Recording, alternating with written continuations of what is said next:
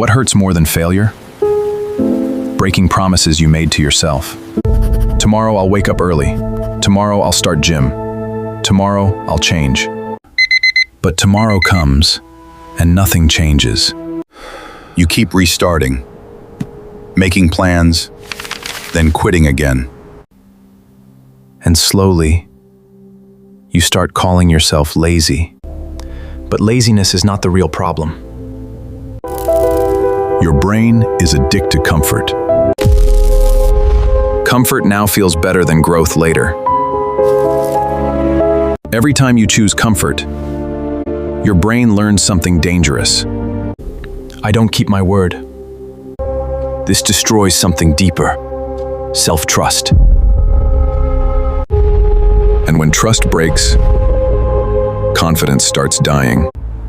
Soon, even your goals feel fake. So how do you fix this? Use 3 steps. Step 1. Stop making big promises. Start smaller. Make winning easy. Make failure hard. Step 2. Track every promise. What gets tracked gets respected. Step 3. Never miss twice. 1 bad day is human. 2 becomes identity. Self-respect grows every time you keep your word. Become someone you can trust. If this hit you, follow human patterns for more.